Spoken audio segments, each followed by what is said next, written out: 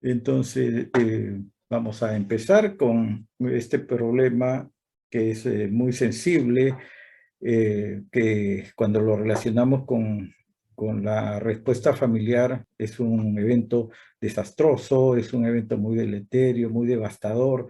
Las familias donde se producen los suicidios quedan completamente afectadas. Y vamos viendo si es un problema, o sea, por su naturaleza sí, pero vamos a ver si epidemiológicamente tienen alguna importancia grande, porque pueden ser problemas muy, muy severos, pero que no necesariamente sean muy frecuentes. Entonces vamos a ver lo concerniente a,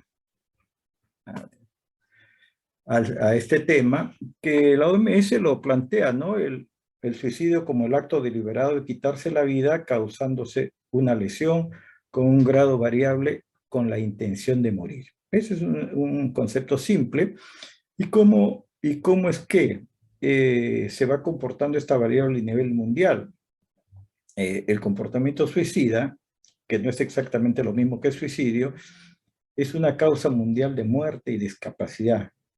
La muerte sería, es decir, el evento más desastroso que se consume que se consuma el suicidio.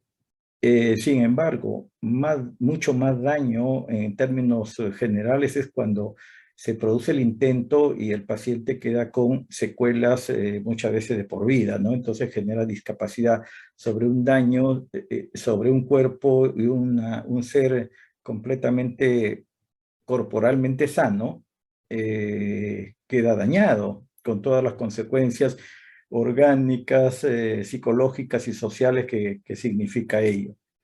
Entonces, ¿cómo está ubicado dentro de las patologías que causan muerte a nivel mundial?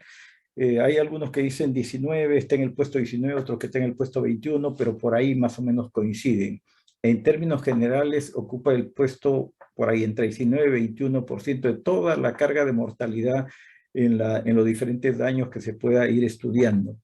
El suicidio representa a nivel general el 1.4% de todas las muertes. Y uno dirá, eso es bastante o es poco. Y uno se va dando cuenta que si estamos hablando de cerca de 8.000 millones de habitantes que tiene la Tierra, 1.4 es un montón de gente, ¿no? Cerca de 800.000 personas mueren en un año debido a suicidios. 800.000 es cerca de 1 millón, ¿no? En un año. Si lo hacemos en intentos, 3.200.000 personas lo intentan. 9.000 personas intentan diariamente a nivel del mundo. Si uno lo quisiera hacer en unidades menores de tiempo, uno diría que cada 10 segundos hay alguien que está intentando suicidarse. En el tiempo que hemos iniciado la charla hasta ahora, por lo menos 5 personas, perdón, 3 personas podrían haber ya iniciado este acto, ¿no? No todos felizmente se llegan a consumar. La tasa de mortalidad se estima en 11.4% y se proyecta que se mantendrá así hasta el 2030. O sea, no hay indicios que esto pueda bajar. El suicidio está encuadrado dentro de todas las expresiones de la violencia, y la violencia para las organizaciones de salud es un problema de salud pública. Es un problema que, así como las enfermedades infectocontagiosas se tratan de tomar medidas para reducirlas, la violencia en términos generales también, y dentro de ellas está la violencia autoinfligida. En el Perú la tasa de suicidio se estima en 2.1 por 100.000 habitantes. Por ahí salía la primera pregunta, ¿no? 2.1, aunque no es por eso digo se estima. He cogido el número más bajo porque también he encontrado alguna fuente donde dice que es hasta 2.8. Entonces 2.1 a 2.8, pero no llega a 3%, perdón, 3 por 100.000 habitantes. Esa es más o menos la realidad del suicidio a nivel Perú. El 90% de casos de suicidio se encuentra asociado con algún trastorno mental. ¿Cuál será? A lo largo de la vida, el 9.2% de las personas experimentará ideas suicidas. El 9.2% de las personas, casi 10%. En un lugar donde haya, en el hospital Balizán hay 1.000 para redondear, hay 1000 personas que trabajan en el hospital. Entonces, en nuestro hospital, por lo menos 100 personas en algún momento han experimentado ideas suicidas. Esa es la magnitud de lo que tenemos sobre el suicidio. Y el 2.7 intentará llevarlo a cabo. Entonces, mire las implicancias que pueden estar dentro de nuestra realidad cercana. Y hay que plantearlo en términos que pueda uno sentirlo para poder valorar realmente el fenómeno. Porque si lo planteamos solo en números, nos puede parecer eso. Números son elementos fríos, pero cuando lo relacionamos que eso significan personas, ya es algo que se puede sentir diferente. Algunos datos más. Por cada suicidio consumado hay muchas tentativas de suicidio.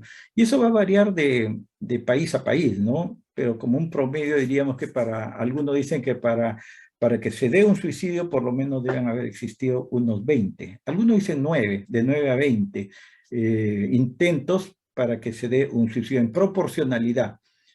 Sin embargo, entre las personas que han intentado alguna vez suicidarse, ingresan a una condición, una población de alto riesgo, porque en el grupo, en el sesgo de las personas que han intentado suicidarse, las probabilidades de suicidarse, o sea, llegar a realizar el acto suicida, es más alto que la población en general.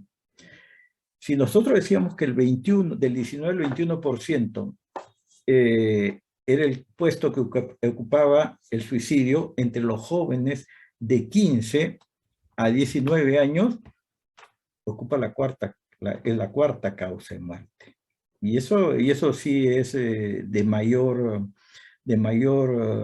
digamos, importancia, porque estamos hablando que afecta mucho a la población joven, a la población que es el futuro de la patria, y que por algunas características que podemos comentarlo posteriormente con todos, habría que ver por qué en los jóvenes es más frecuente el suicidio, ¿no? ¿Cuáles son las principales formas como utiliza el suicida para realizar este acto? Ingestión de plaguicidas, generalmente elementos fosforados, el ahorcamiento y el disparo con arma de fuego. Esas son estadísticas internacionales.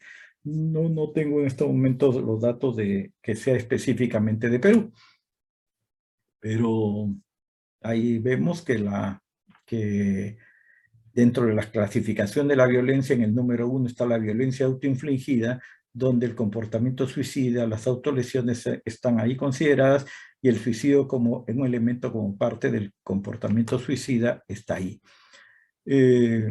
Y la causa más frecuente, pues sí, la patología más frecuente que se relaciona con el suicidio es la depresión. La depresión es una patología muy frecuente en nuestro entorno.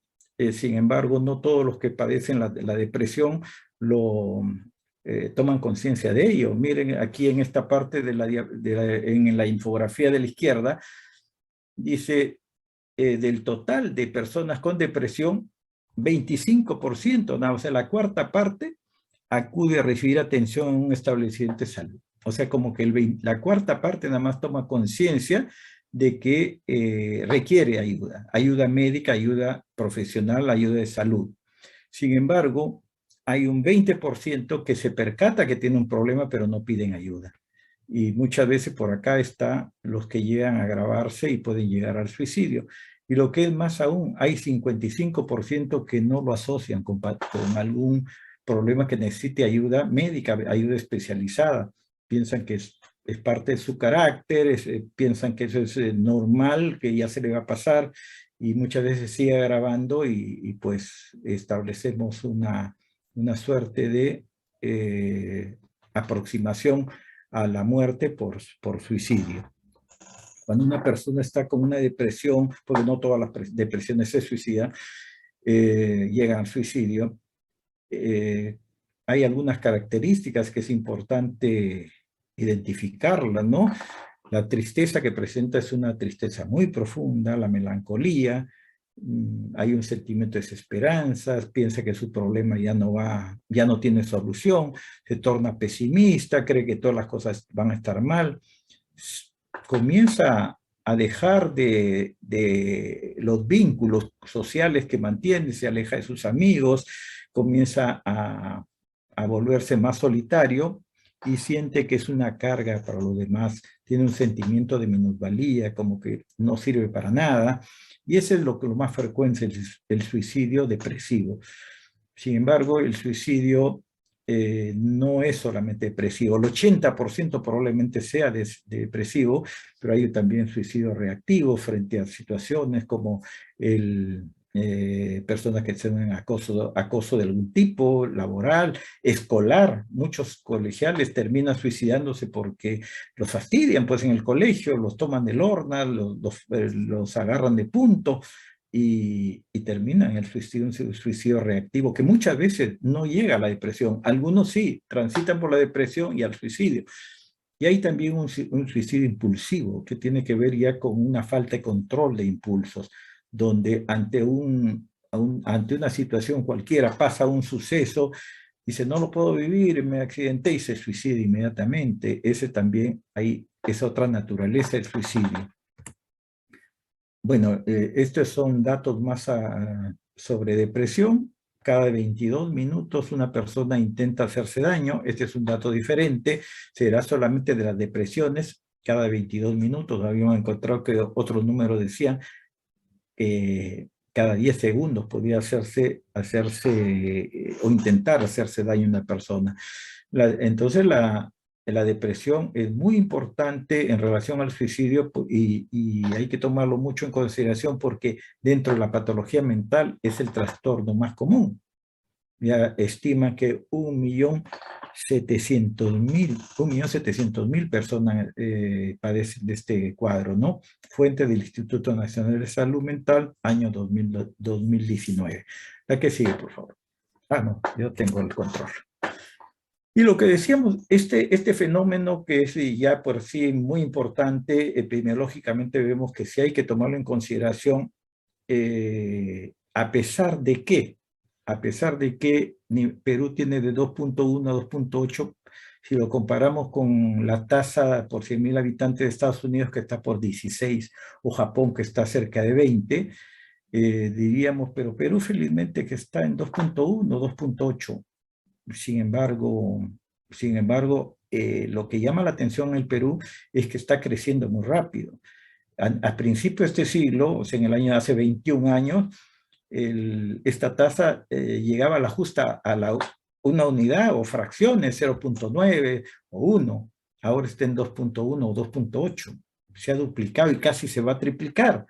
Entonces lo que preocupa no es la cantidad, sino el crecimiento que está desarrollando este fenómeno, que no es de la pandemia, porque ese es un proceso que viene a través de ya los años que va creciendo, tendrá que ver con la globalización de las costumbres, de las culturas, donde ya cada vez no existen diferencias culturales por los medios de comunicación, de información, y por ahí también se van cambiando algunos patrones de conducta, ¿no? El suicidio podría ser uno de ellos, una forma de reaccionar frente a los problemas de la vida. Si lo queremos hacer con este fenómeno de la pandemia, aquí tenemos una nota de prensa del MINSA publicado el 1 de mayo que durante los primeros 4 meses de este año, más de 200 personas decidieron acabar con sus vidas en el Perú, lo que podría significar que para finales de este año la cifra de suicidios supere a los 614, fue el año 2020.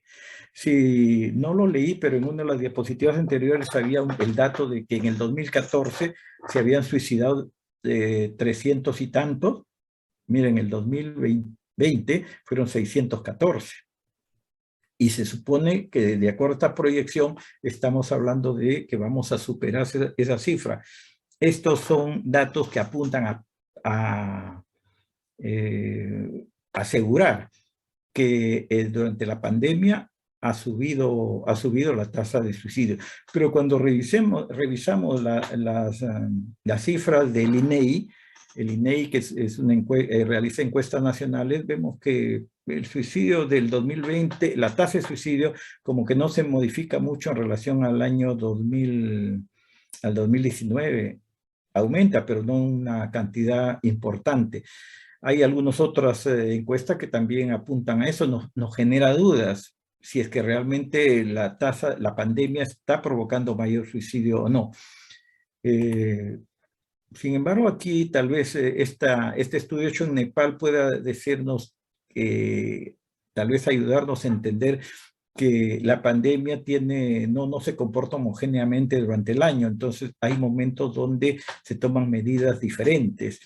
Y este artículo en Nepal se percató que las etapas de la pandemia donde el confinamiento era mucho más intenso, era más obligatorio, los suicidios en esos periodos se han incrementado, llegando a representar un incremento del 25% en relación a los periodos anteriores o a los periodos diferentes de la pandemia. A lo mejor es eso, que durante el año más o menos se pueda nivelar, pero cuando suceden los confinamientos se puede estar incrementando el suicidio. Este dato, por ejemplo, del Instituto Nacional de Salud Mental, si ya estamos viendo que los suicidios se relacionan mucho con cuadros depresivos, en el 2019 se atendieron emergencias por depresión 13.877 y el 2020, durante todo el año, 14.606. La diferencia en cifras absolutas, o lo pueden sacar ahí, ¿no? Pero representa un incremento del 5%. Un incremento del 5% en años solamente en este rubro sí es significativo. Entonces podría ser que va en favor de que los suicidios, en la medida que indirectamente han aumentado las depresiones en emergencia, también estén haciendo esto. Entonces, pero estamos viendo la parte epidemiológica y el tema es relacionarlo con la familia, ¿no? ¿Cómo se va a relacionar el suicidio con la familia, si la familia, algunas características que la familia puedan tener algo que ver con que haya o no haya suicidio? Eso lo vamos a ir viendo en las diapositivas posteriores. Y lo central, que va a ser al final, el qué afronte, qué forma de intervenir familiarmente y desde un enfoque sistémico hacemos cuando hay alguna de las conductas suicidas. Entendamos que la familia se relaciona con el suicidio no solamente eh, cuando alguien intenta hacerlo, o perdón, cuando uno se suicida, sino también cuando intenta hacerlo, porque va a generar una respuesta muy importante dentro de la familia misma. Y hay estudios que han ido viendo que la conducta suicida tiene una serie de expresiones que van, como dice, en escalerita, ¿no? Donde lo más alejado sería las personas que comienzan a tener ideas de muerte, que dice, mejor quisiera morir. Y a veces cuando uno lo explora en la consulta, uno le tiene que preguntar, ¿tiene idea de matar? No, no, dice, no, suicidio no. Sí, pero me gustaría estar muerto. O dice frases como que quisiera que me desaparezca, dormir y no despertar más, ¿no? Entonces son ideas de muerte.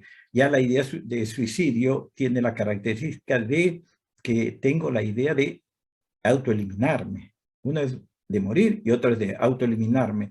Es un paso más adelante la persona que llegue a planificar, ya sé cómo hacerlo, ya lo he ideado. A veces, y el intento comienza cuando se empieza a implementar el procedimiento, hasta llegar a la última fase que es la consumación del suicidio. Entonces, miren, todo lo que es antes de la consumación del suicidio nos lleva a nosotros a pensar de que de alguna manera podemos hacer tomar algunas medidas de prevención. Y vamos viendo entonces cuáles serán los patrones relacionales de las familias que tienen un miembro con conducta suicida. Estos patrones relacionales se han ido construyendo a través de las observaciones que hacen los terapeutas a través de su experiencia. Yo también podría decir algo de eso, he contribuido no con publicación, sino con la corroboración de las lecturas, pero también se puede llegar a estos patrones relacionales a identificarlo a través de estudios de investigación, encuestas con preguntas específicas para evaluar diferentes situaciones y comparar esos elementos o factores si es que se producen si están frecuentemente en familias donde ha habido una conducta suicida y aquellas comparado con las familias que no tiene que no se ha producido la conducta suicida. Entonces van viendo cuáles son cómo se comportan estas diferentes variables, y las que tienen mayores diferencias se van considerando como elementos que puede considerarse como un patrón dentro de las familias con pacientes suicidas, con conducta suicida. Si nosotros vamos observando a través de lo que quienes trabajan con familias, vemos pues que lo que se observa es muy frecuente encontrar, no quiere decir que se tiene que encontrar todas, sino son elementos, son características que pueden ir encontrando en las familias. Una estructura con la jerarquía disfuncional. ¿Qué quiere decir la jerarquía? Es esa cualidad que tiene una organización de tener un orden establecido en la distribución del poder, y el poder entendiéndolo en términos sencillos como la capacidad que tiene un grupo de personas de que el resto de personas realicen las cosas que vienen de las partes directivas. Esa es una jerarquía funcional. Claro, hay estilos diferentes de jerarquía, hay autocráticas, el manejo del poder, o también pueden ser democráticas, participativas. En este caso, generalmente encuentran las jerarquías disfuncionales con jerarquías que desarrollan el manejo del poder autocrático, donde no se puede cuestionar algunas cosas de arriba, o en algunos otros casos también inversión de la jerarquía. Los que deben estar abajo obedeciendo terminan siendo los que mandan en la casa de una manera poco apropiada. También ver los aspectos de su comunicación indirecta y poco clara, la relación parento-filial resquebrajada, o sea, esa función de los padres para proveer a los hijos no solamente de recursos materiales, sino también afectivos, está deteriorada. Problemas de pareja con sus diferentes roles conyugales, parentales, ejecutivos, debilitados.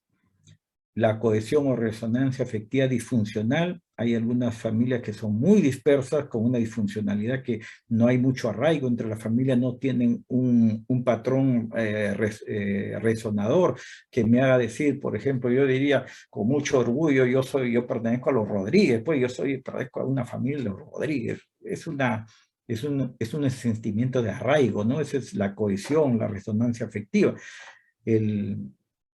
La distancia emocional que uno siente que tiene el uno con el otro integrante de la familia. Algunos que son muy distantes, familias que tienen distancias emocionales muy largas.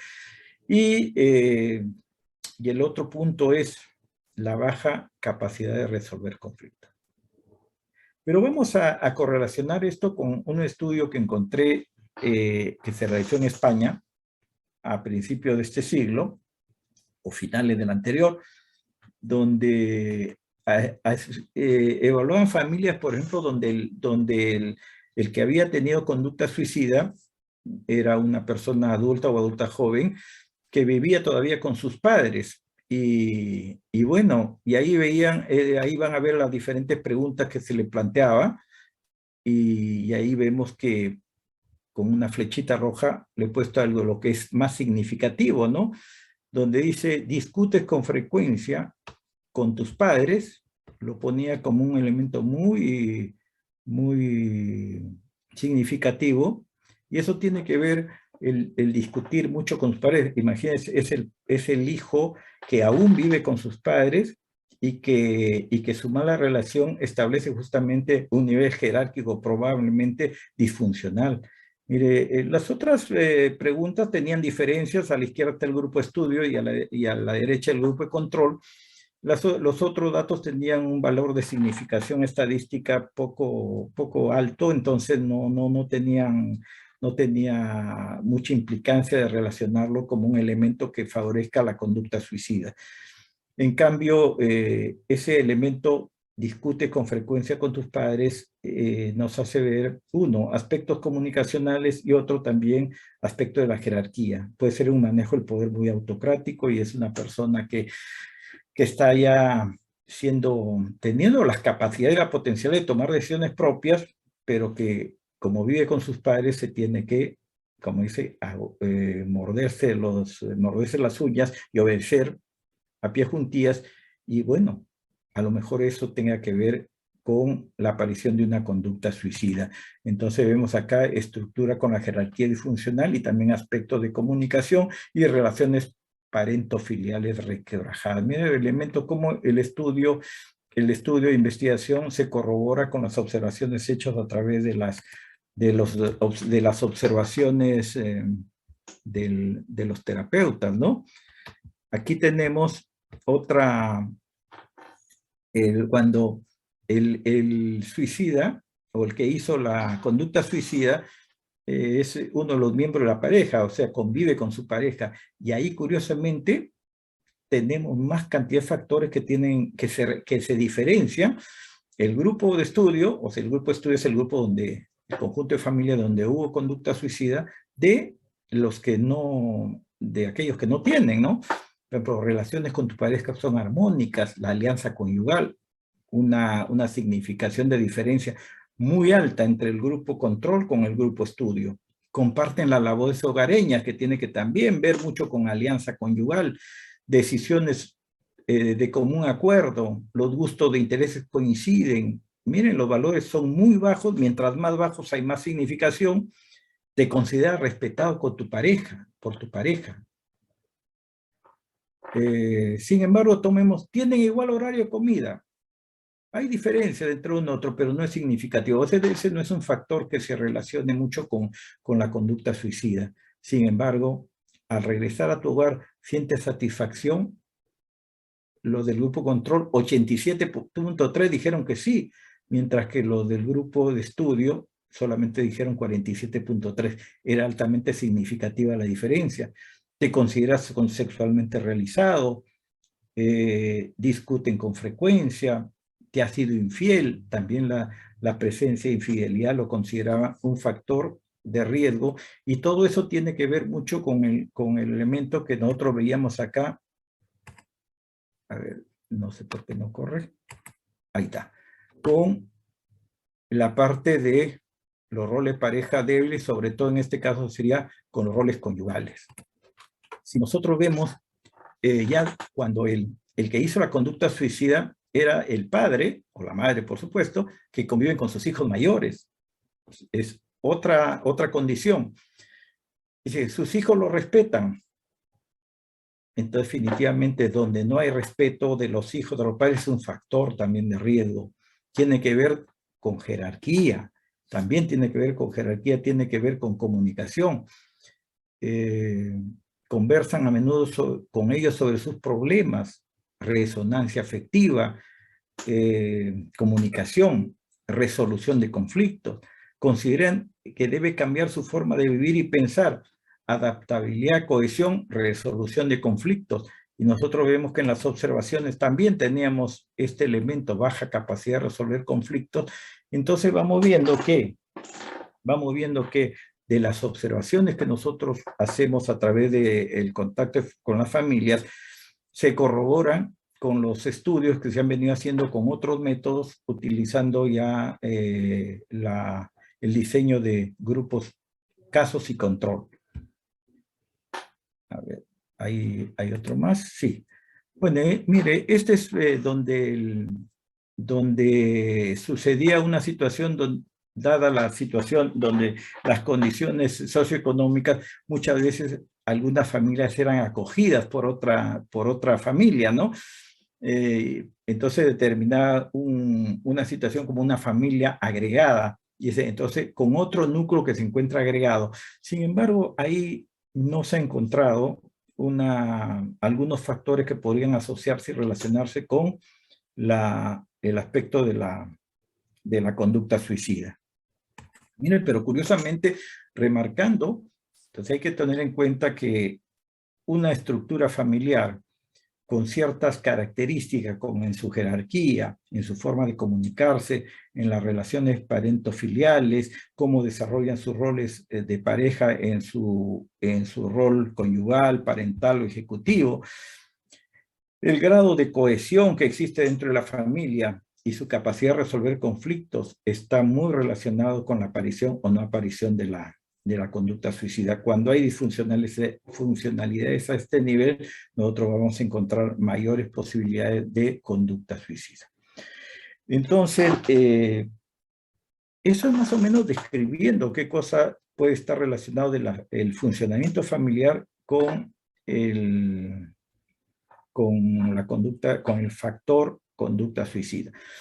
En la última parte, para tocar el aspecto de la intervención familiar en caso de conducta suicida, he querido traerles o les he traído un caso que me pareció muy interesante. No es un caso que haya visto de manera personal, ha sido publicado, es un caso de España, pero lo traje y me pareció interesante porque ahora estamos dando, digamos, estas conferencias a personas que trabajan en los centros de salud mental comunitaria, trabajan en la periferia, y es un caso que es atendido por un médico familiar que se ve frente a una conducta suicida y vamos viendo que a través de este caso clínico nos vamos a ir comentando con una visión sistémica de qué manera ha ido interviniendo tanto en el diagnóstico como en la intervención misma. Aquí tenemos su genograma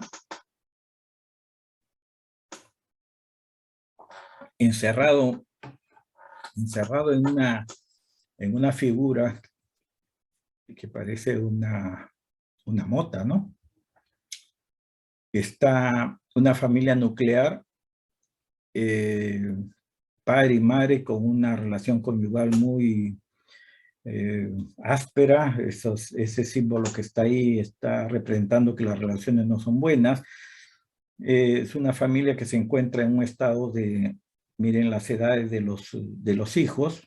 Tienen 4 hijos, pero ya se han quedado solamente con los 2 varones, donde la madre con el padre no se llevan bien. El padre es muy periférico, es un vendedor y por su trabajo tiene que viajar constantemente fuera de la ciudad y no está presente físicamente en la casa, física ni tampoco mentalmente, ¿no?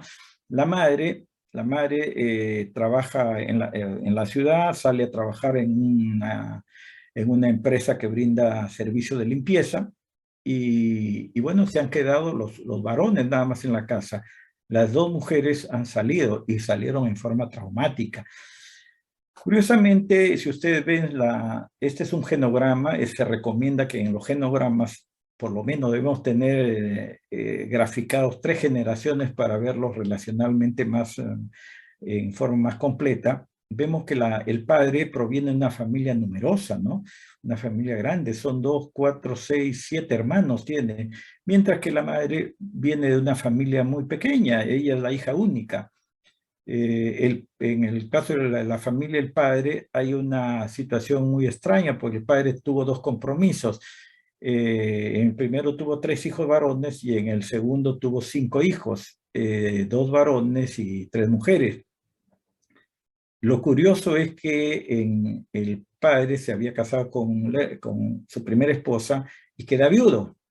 Y en el interín, después de quedar viudo, se vuelve a casar, pero con la hermana, o sea, con la cuñada. Creo que en el derecho canónico eso no se puede, pero en el derecho civil no hay ningún problema. Entonces, con la cuñada se casa y con la cual tiene 5 hijos más, de donde es integrante de esa familia el padre de la familia en discusión.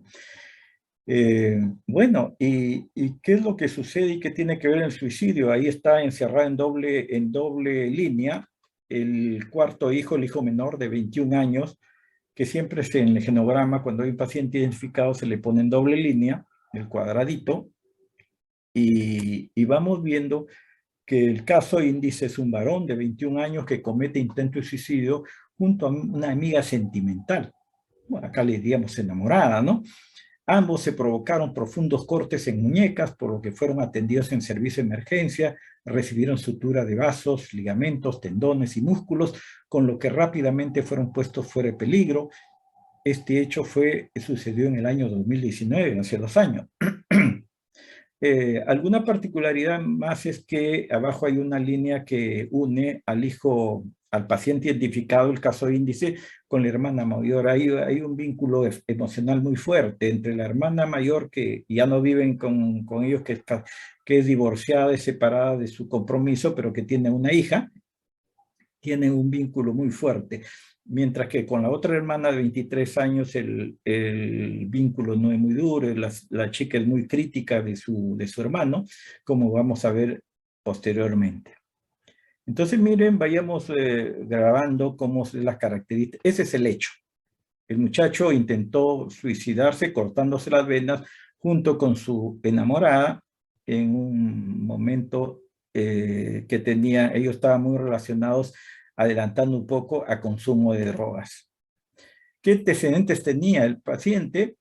Por el médico de familia, era visto desde el año 2010. El médico de familia atendía a la familia en general, veía los casos de cada uno de ellos, casos médicos, ¿no? Pero sí es importante mencionar que el médico familiar tenía formación en terapia familiar sistémica, pero él no trabajaba como terapeuta familiar, sino como médico familiar en su comunidad, en su establecimiento de salud, en el año 2018, el muchacho solicitó ayuda al médico familiar por el uso de sustancias psicoactivas, deseando abandonarlo, no quería dejar, consumía marihuana, cocaína, alcohol y tabaco. El consumo había empezado en el año 2016 durante el servicio militar. Fue a establecimientos, a organizaciones de rehabilitación, pero fracasaron. No consiguió lo que quería. El día del evento, del intento de suicidio, el médico familiar fue contactado por la madre, informándole que el paciente y su amiga habían cometido intento de suicidio. Él lo escucha y le plantea que dadas las circunstancias como se han producido, él sugiere que sea visto por el psiquiatra, porque él no es psiquiatra. Y dice, pero mejor que lo vea el psiquiatra. Pero hay la negativa tanto de la familia que conocía al médico de familia, así como el mismo paciente, que él no quería, decía que sea él el que conduzca la rehabilitación, si cabe el término. La rehabilitación, y ¿qué es lo que acuerdan? Es que mientras esté hospitalizado, porque él quedó 3 días quedó internado después de haberle hecho la cirugía, dijo, en esos 3 días que lo evaluó el psiquiatra del hospital. Y así fue. Estuvo en atención por el psiquiatra solamente esos 3 días, y después del tercer día sale de alta y el médico familiar hace la primera intervención. Entonces él entrevista a los padres y al hijo, o sea, al paciente identificado, y él se da cuenta de algo, confirma algo que ya sabía, que había un grave cisma conyugal, el padre con la madre no se llevaban bien, tenían al hijo triangulado en el conflicto porque el padre trataba muy mal a su hijo, y la madre en un primer momento también comienza en un primer momento era la que cuestionaba el maltrato del padre hacia el hijo. Sin embargo, en algún momento, cuando el hijo comienza el consumo, seguramente ya en el 2016, la madre también comienza a ser se comienza a alejar, y la madre reconoce haber sido dura con él. En ese momento estaba muy arrepentida después de lo que había pasado.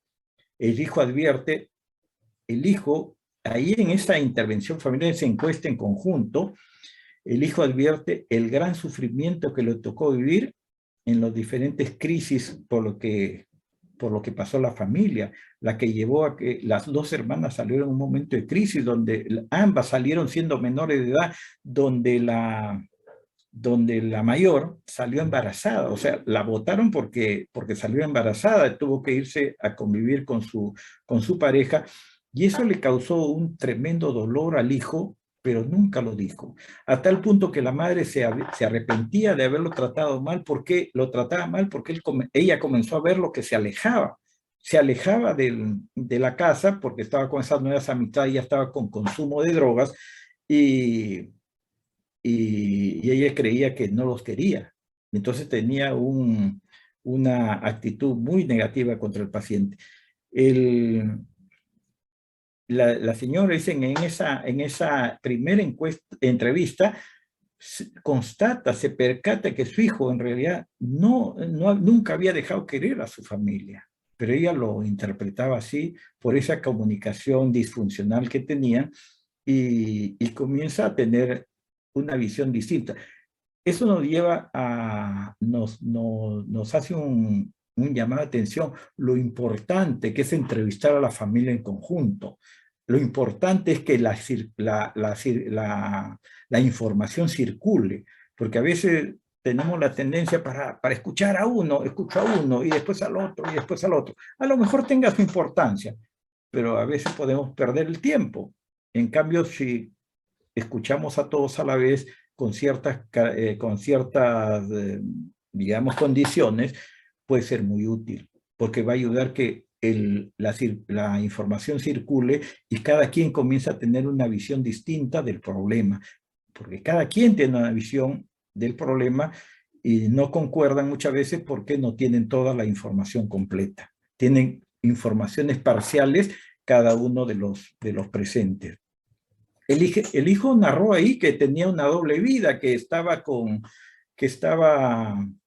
eh, mostrando una cara a la casa y afuera no solamente consumía, porque comenzó también a ser proveedor de drogas, ¿cierto? Para ganarse algunos recursos económicos. Ahí es donde conoce a esta amiga sentimental, a esta enamorada, y que también estaba viviendo en el mismo mundo. El padre lo identificaba poco receptivo, siempre con una actitud hostil hacia el paciente, como no creyendo en lo que decía, pero en términos generales, la familia se mostró muy colaboradora en la rehabilitación del paciente. Miren, cuando ya se le aborda, no es que hay que decir que ya el problema del suicidio no existe, sino que el suicidio se transforma en una especie de consecuencia pero que no es el problema central. El problema central es la funcionalidad familiar para poder intervenir sobre ella. Bueno, entonces el médico con esa orientación familiar fue identificando las dificultades más importantes.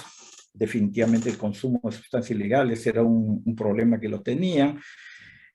Otro problema que identificaba donde tenía que intervenir no él como médico, sino ver de qué manera con la familia, involucraba a la familia para que pueda participar en que el problema del ambiente marginal donde se desenvuelve el hijo pueda ir modificando. También el hecho de que la familia haya desarrollado sentimientos familiares negativos hacia el hijo menor que cometió el intento de suicidio, también lo consideraba una dificultad a tomar en consideración. Y también el hecho de tomar en consideración que ha habido un conjunto de vivencias que ha tenido la familia que han generado que la familia tome algunas medidas, pero que no han sido totalmente eficaces. Y eso ha generado un sentimiento colectivo de frustración. Y frente a eso le llevaba a identificar también pautas familiares resaltantes, comunicación conyugal deficiente, los roles parentofiliales poco claros o inexistentes en algunos casos, los padres con una permisividad muy grande, porque había una apertura caótica ante las conductas planteadas por los hijos. Los hijos llegaban y comenzaban ya adultos, el día que quería llegaban, no avisaban a dónde iban, lo cual facilitaba cierto tipo de conductas porque no había un control. Si bien es cierto, el control con hijos adultos no va a ser como cuando se tiene un control sobre hijos de 10 años, de 12 o de 15, pero requiere tener un orden y una organización. Pero no había nada, cada uno hacía lo que quería y el padre ausente, y entonces esas eran las pautas familiares que comenzaron a observarse. El subsistema fraterno es poco solidario. Una de las características de los sistemas fraternos es que tengan una solidaridad. Muchas veces se protegen en relación a los padres, ¿no? Uno a veces solapa a alguien que usa una travesura, el otro lo cubre, como una forma de sentirse aliados unos con el otro porque son parte del mismo equipo. Claro, también son miembros de toda la familia, pero dentro del subsistema fraternal son miembros del mismo, son parte del mismo equipo, a diferencia de los padres, ¿no? Pero en este caso veía un sistema fraterno poco solidario, un ambiente caótico donde cada quien toma su ritmo, ya dijimos, sin una jerarquía que lo frenara. Esto llevó a que las hijas tuvieran que salir el 2011, 2014, ambas siendo menores de edad. Y bueno, los desacuerdos conyugales llevaban un estrés general a toda la familia. Miren, en ese terreno, el médico familiar asumió una estrategia de intervención, pero no lo hizo él, lo hizo en un acuerdo con la familia. O sea, tuvo que concordar con ellos qué cosa es lo que van a hacer y se plantearon estos cuatro líneas de acción, digamos: reencauzar al paciente en un entorno sociocultural favorable, mejorar la comunicación, un conjunto de desarrollo personal y familiar del paciente identificado, y transformar ese sentimiento de frustración que se había descrito en la diapositiva anterior en sentimiento de suficiencia. Entonces, cuando decían recausar al paciente a un entorno sociocultural favorable, es sacarlo de ese ambiente, pero no sacarlo como impositivamente, sino promover que la familia comience a desarrollar estructuras dentro de la familia para que sea atractivo que el muchacho pudiera retornar a la casa, tomando en consideración que afectivamente el paciente nunca había roto con la familia. Entonces, el objetivo es romper con el ambiente marginal y desarrollar la supervisión en términos generales. Ahí fue a través de las llamadas telefónicas, pero en términos generales, el aspecto de la supervisión no quiere decir que haya un control policíaco, sino más bien entre todos desarrollar que por seguridad es importante que se vaya conociendo qué cosa es lo que está haciendo cada quien. Y eso comienza desde el ejemplo de las cabezas. Los padres también tienen que hablar de lo que están haciendo, de lo que está pasando, donde está abriendo una apertura en relación a toda la familia. A veces se piensa que el hijo va a tener confianza en el padre porque el padre le dice: hijo, tenme confianza. A veces yo he escuchado eso. Los padres se quejan que su hijo no les cuenta sus cosas y a pesar que le dice que le tenga confianza, que lo vea como un amigo, muchas veces le preguntaba a ellos: ¿y usted le cuenta sus cosas? No. ¿Y por qué? No, pues mis problemas son grandes y ¿qué voy a estar agobiando a mi hijo con mis problemas? Claro, el padre no le va a contar a sus hijos sus problemas porque quiera que su hijo le resuelva los problemas, sino como una actitud de participación, de sentir que yo le puedo decir a mis hijos qué cosa me está pasando, me está ocurriendo. Y sin decirle al hijo que me cuente, los hijos aprenden de los padres. Va a tener la reciprocidad también de contar lo que está. Y por ahí, ¿por qué no? La idea de un menor puede darnos unas luces en el problema en los adultos. Pero volviendo a lo de la intervención, en este caso, mejorar la comunicación, era la comunicación familiar. Él trabajaba por su cuenta, el paciente, entonces ingresó a trabajar con su hermana menor, con la hermana mayor con quien se llevaba bien, en un negocio que le podía dar posibilidades de elaborar. Se fueron entrenando en verbalizar los conflictos, en tener permiso para decirse las cosas que le está pasando, de las que no están de acuerdo, porque miren, en la conducta suicida muchas veces el impedimento para decir lo que está pasando dentro de uno hace que facilite el pasaje al acto, porque puede ser una cosa muy vergonzante que tengo dentro y no lo puedo decir, porque me van a criticar, se van a burlarse, por lo que fuere, y es tanto el agobio que es menos doloroso pasar al acto del suicidio que pasar lo terrible que significaría contar ese acto que lo consideran vergonzante.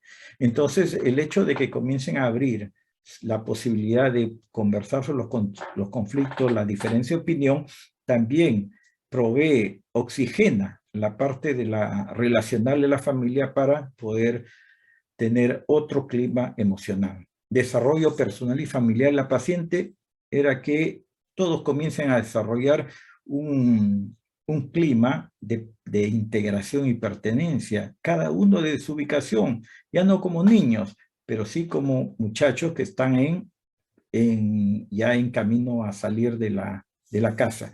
Y la transformación del sentimiento de frustración en sentimiento de suficiencia lo contribuía el médico, que ante los problemas que lo iban mencionando, el médico iba ayudando a presentarlo en de modo más ordenado y aceptable, y que le daba posibilidades de solucionarlo, que es lo que realmente también se hace en la terapia, ¿no? En la terapia la familia viene con una narrativa de que una narrativa como que es insoluble, no se puede resolver tal como la plantean. ¿Por qué este dice, por qué este mi hijo no me entiende, no me entiende? Entonces, hablando en términos de hacerlo entender, es imposible porque nadie puede hacer entender a nadie, ¿no? Sino, si comienzan a plantearse en términos de que se pueden aceptar cosas así no se entiendan, a lo mejor le comienza a cambiar la forma de enfocar el problema y tornarlo más soluble. Entonces el médico ayudaba, en este caso, a que esas situaciones que daban la impresión que no se podían resolver, se ordenaba de otro modo, y entonces la familia comenzaba a resolver el problema, en lo cual le daba un sentimiento de suficiencia. Bueno, entonces esa era la estrategia en términos generales, y que nosotros podemos ir viendo o podemos ir tomando en consideración que la intervención familiar en casos no solamente de conducta suicida, sino otro tipo de problemática, va a requerir tener una visión muy integradora y no centrarnos solamente en el problema, en el fenómeno final, que sería la conducta suicida.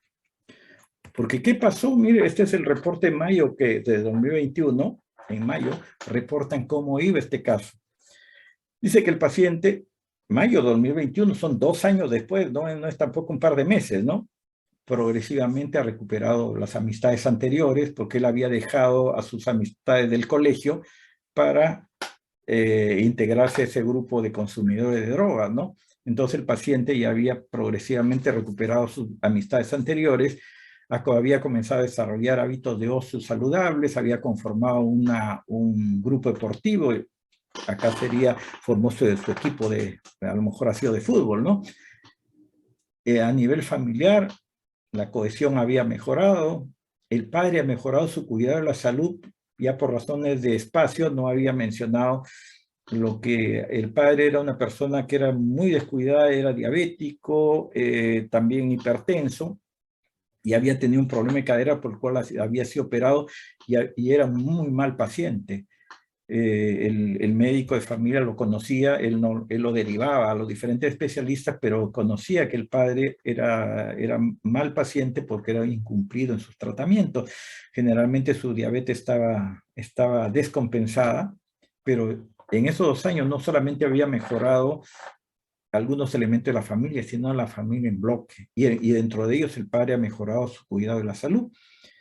Y los hermanos se habían comprendido en el proceso familiar. Entonces, como estamos en el tiempo, yo creo que ya vamos a ir dejando a la tercera etapa de esta reunión, que sería los comentarios, las preguntas. Remarcar nada más que les he traído este caso fundamentalmente porque daba un ejemplo de una intervención con una visión sistémica, porque ve a la familia como sistema, pero en esa visión sistémica no se deja de lado ningún aspecto de los niveles, ¿no? Entonces la intervención terapéutica debe ser integral, tiene que abarcar el aspecto individual en su lado orgánico, en su lado psicológico, emocional, también abarcar los aspectos familiares y sociales. Entonces, esa es una invocatoria general para poder intervenir en casos donde también hay conducta suicida.